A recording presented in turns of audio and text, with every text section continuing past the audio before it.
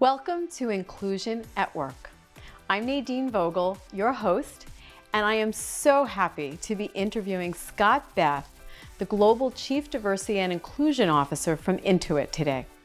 We are going to be talking about the amazing work that this company has done and continues to do, and their commitment to individuals with disabilities, neurodiversity, mental health, and much more. They're committed on a global scale, and I can't wait for you to hear all the amazing work that I've been hearing about for the last number of months.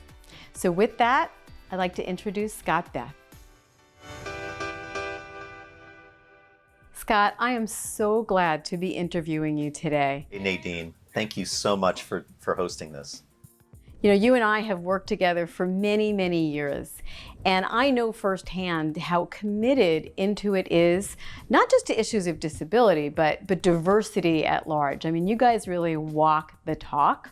As you know, many companies will just check a box and make sure that they're compliant, but Intuit is truly committed at every level and in a very global way. So I'm wondering if you can just share with us what's behind that commitment and how it plays out for all of you.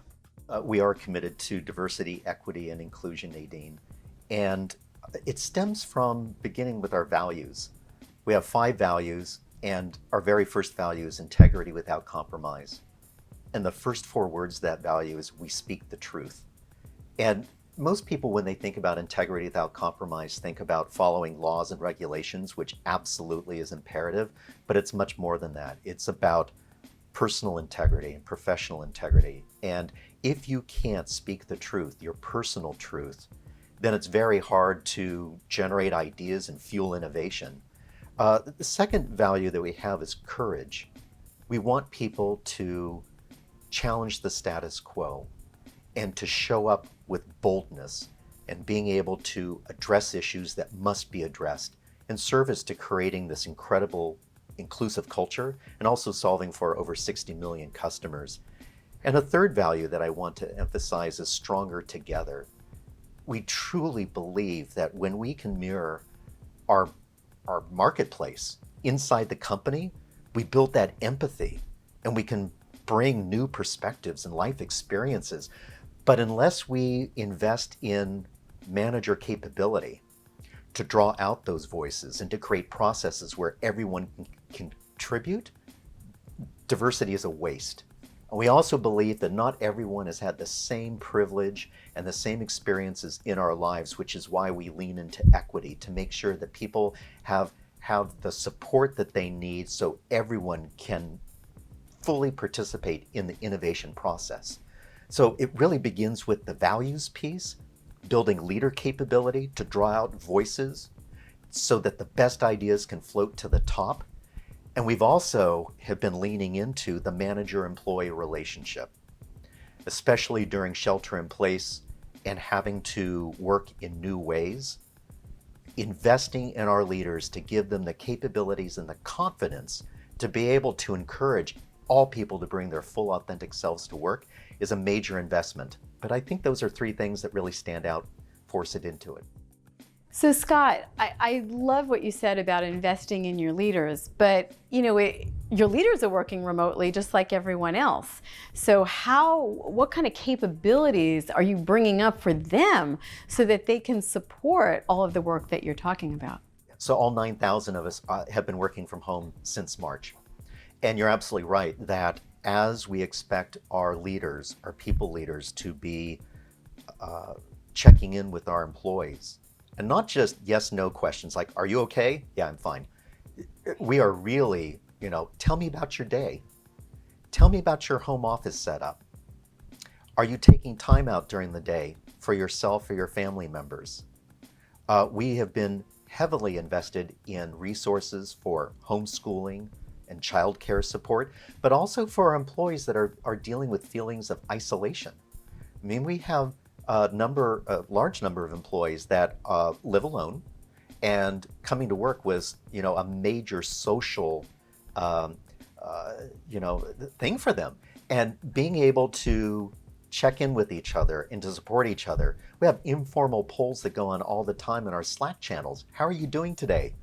Red heart means, I'm doing pretty well. Blue heart means not so well. Broken heart or a black heart, it's like I want someone to reach out to me because I'm not in a good place right now. We've also been supporting our employees with extra time off that can be taken at an hour at a time, an additional 30 paid days for the year. But what we found so interesting is that people don't want the burden of work to fall on their colleagues while they take time off. So there's like this tension going on in our environment where we want to support our employees, we want to give them the time that they need, but they also want to be a great team member, which is why we've just implemented recharge days. The entire company will take the same time off around the world so that the workload stops, the messaging stops, and we can all recharge and take care of ourselves and our loved ones. So Scott, I have to tell you, like I've said early on, I had the opportunity to work with Intuit for many, many years. But it sounds like I should be working for Intuit instead of just with the company. As you roll these kinds of programs out, I wonder what happens or how you address issues when we have folks that come to Intuit from other organizations, from other companies that perhaps don't have the same type of programming and support that you do. How do we integrate them so that they feel comfortable taking advantage of all of the things that you're offering?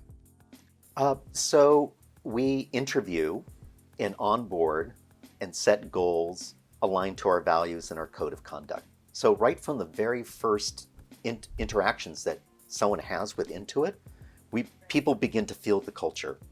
And then people will come to Intuit and go, is it true, everything that they've said? And that's why managers role modeling what we expect in terms of authenticity and courage and basically humanity is so critical, Nadine, because if we don't see our senior leaders walking the talk, people go, yeah, that's just a bunch of words. Instead, our CEO, Sasan Gadarzi, talks about his experience. I believe he was 9 when he immigrated from Persia, Iran, to the US during the Iranian hostage crisis, and the bullying and the harassment that he experienced. He dropped out of school. And it took mentors to bring him back into the education system, and he has thrived since. But he talks about being on the outside, and he talks about not being in a space where he felt like he could succeed. And it took a support network for him to really re-engage and to go back to school. We have something called journey lines, where we talk about one's life experiences, both the highs and the lows, and how those experiences have wired us as leaders in the organization. And it's extremely important that we have that level of candor and authenticity and truthfulness.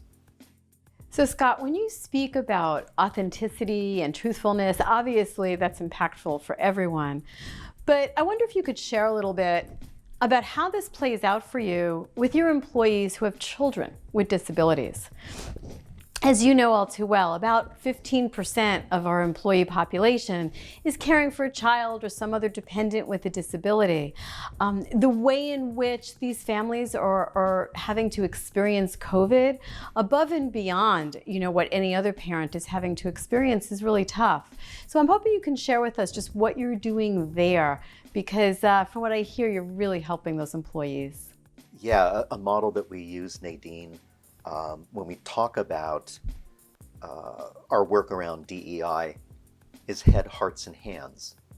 So understand the number, understand the stress that people are under.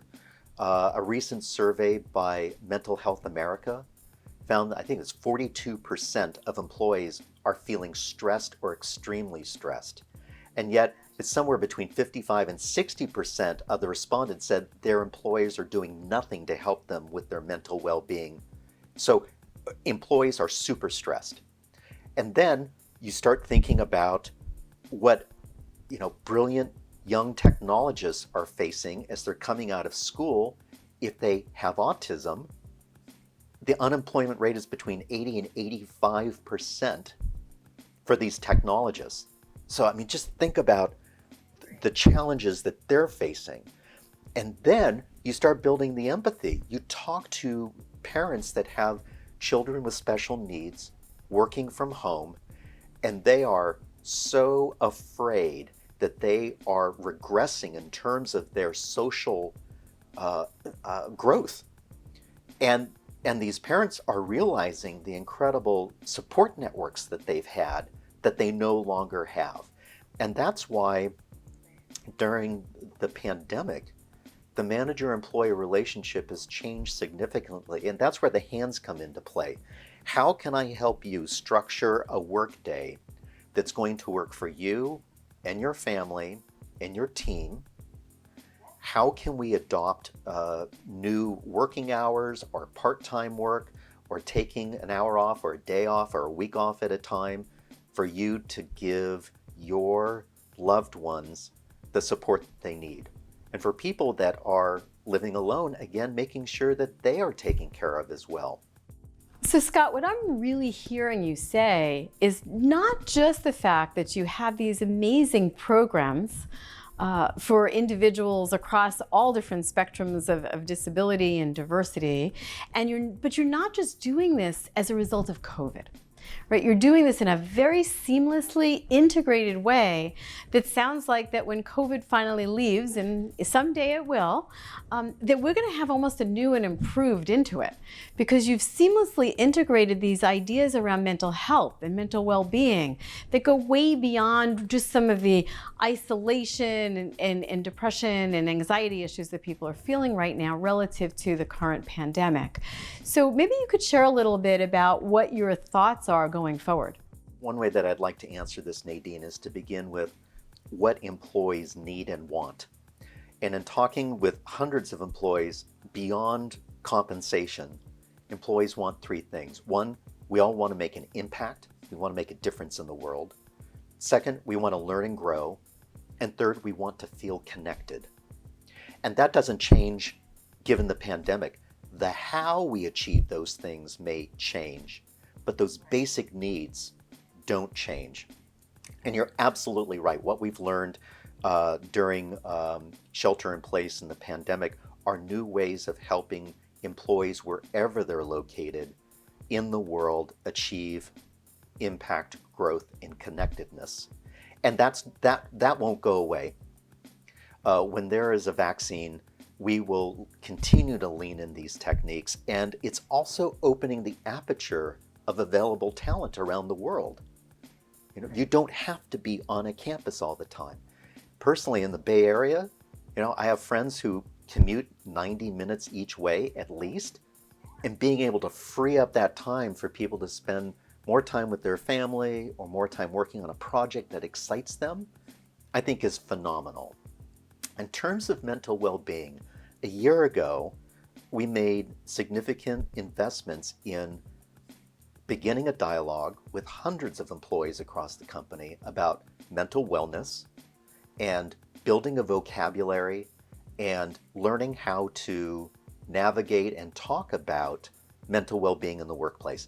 And we had specific programs, training programs for managers, how to ask people about their mental well-being and being able to support them. Fast forward a year, and we've done a whole lot more. We're running mindfulness and meditation webinars.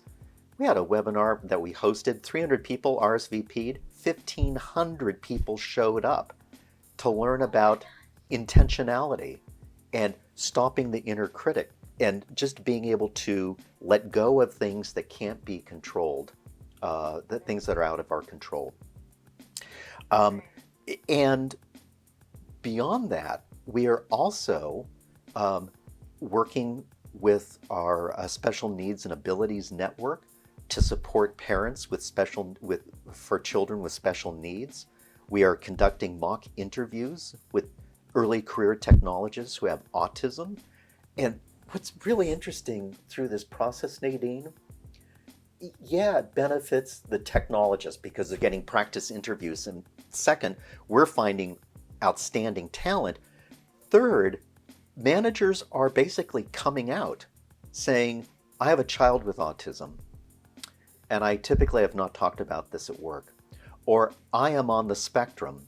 Several of our leaders have said, I am on the autism spectrum, and it is so freeing to say, I understand, this is who I am. So there are all of these beneficiaries when we create this environment of candidness and authenticity. So Scott, I think, from what I've heard you just say, it's really about bringing your whole selves to work. And when we talk about individuals on the spectrum, it's something that I hear a lot of companies talk about today. How do we bring neurodiverse individuals into the organization? But what it sounds like to me is that Intuit is taking a longer term approach with this and doing it in a way that your process may be somewhat different and perhaps even your expectations. So I'm wondering if you could share a little bit more. Let's go a little deeper into what you're doing with hiring these engineers on the spectrum. In addition to making investments inside the company, where we can build relationships with each other, whether between manager and employee, or through our communities and networks across the company, we're also taking a very explicit, conscious approach to helping our customers, because our customers have different needs and abilities as well. I once worked for a CEO who said, Scott, if something is so important, make it someone's day job. And that's what we've done with a network of accessibility champions. We have leaders in the company that are dedicated to ensuring that our products and services are accessible to people with special needs. And what's interesting too, Nadine, is as we make investments, let's say with closed captioning, not only does it help customers and employees who are deaf, but also for people that whose first language is not English. And like there's benefit that accrues to many different communities when you make these investments. In addition to having dedicated leaders for accessibility, we have a group of champions across the company, hundreds of them, that can go through a 3-tiered structure. And people get badges, and these badges are posted on our internal directory, so you know someone has been certified as being an accessibility champion. And it begins with awareness. Put your product through a series of tests to understand how it fares. Color, font size, user interface, the way that you navigate on the screen, and begin learning the technologies and the terminology around accessibility. And the next level is start applying these best practices into your product and become an advocate on your project team. And it goes all the way to get involved in your community. Be a conference speaker. Be the champion in your business unit for accessibility. And it's really, it's just so exciting to see technologists and product designers building that empathy with our customer base and then consciously changing our products so that the usability improves. Scott, I am so excited to hear you use the term usability. Everybody talks accessibility, but you know as well as I do that we can have a website that's accessible and still not necessarily be usable by someone with a disability. So that is just music to my ears, and I would love for you to expand on that a little bit about the what's behind the usability. You're absolutely right. Accessibility is the entrance fee, and usability to create an awesome experience where someone is delighted. Being able to use artificial intelligence, machine learning, data science, to be able to improve that experience, to reduce data entry, to be able to provide guidance without having to ask for it. That to me is like, that is exactly where we're headed, Nadine, and what we want to be known for. So Scott, I really hope that someone is watching this program, and I hope lots of people are watching, and that we change mindsets, right? Because if folks start really thinking in terms of usability and back into accessibility, I think we're going to see a huge amount of change and just see, like you said, people be delighted about engaging with companies and their websites and other aspects of technology. So thank you. I think that's really amazing. Just like we've been talking, when folks speak about disability, they often speak about it in terms of disability type. Whether it's autism or Down syndrome or even invisible disabilities such as mental health. But I think the way in which Intuit is approaching this is a bigger, broader way in talking about difference. And while not specifically a disability in any way, we think about folks who are extroverts like myself, or introverts, where they also work differently. They operate differently. They're still just as successful. But I believe that at Intuit, you're looking at that as well and how to integrate that in helping your employees and even your customers. Can you tell us a little bit about that? Absolutely. And we've had amazing authors come in and specialists around the science around extroverts and introverts. And it's really interesting, Nadine, because people want to see where they are on that continuum. Yes. And these light bulbs go off and they go, oh, that's why I don't like to go out after work, because I have to recharge, because I'm exhausted at the end of the day. And other people going, I can't wait to go out because that's the way that I build energy, is through that excitement and interaction with people, right? And people go, oh, okay, now I understand it better. The challenge that we have for our managers and where we're making investments is to be able to include everyone's voice. Doesn't mean going around the table and putting everyone on the spot. I mean, clearly, we want our leaders to be great facilitators and to be able to manage conversations, to invite people to a conversation. But leaders also need to understand what processes might be used to allow people to think about topics ahead of time, come prepared with a point of view, submit their ideas before a meeting, break out into smaller groups to have small group discussions, and then report out to the larger group ideas. I've heard at other companies extremes where managers will dominate a conversation, have a favorite person in the room, and they're talking away, leaving everyone else on the outskirts. And when you are conscious of the participation process, and you truly have a mindset which is curious, and you want to learn new things, it becomes an absolute joy to instrument these processes that allow people to contribute. So Scott, it sounds to me like Intuit's approach is really one of recognition of difference, in that everyone operates differently in some way, everyone learns differently in some way, and that you're really helping your managers understand how to recognize the difference and then react and respond in an appropriate, an authentic way to those employees to enable them to be successful. What's really interesting to me is it doesn't seem all that different than when we are providing a reasonable accommodation or a reasonable adjustment to someone with a disability, right? It's really about providing them with a productivity tool, something that can make them successful. How do you feel about that? Yeah, Nadine, I love that framing that you just offered, and I'm going to use it. I think that's brilliant, because most people think about accommodations as, oh, I need to have my desk moved to another place. I need to have an automatic opening door. I need restroom modifications.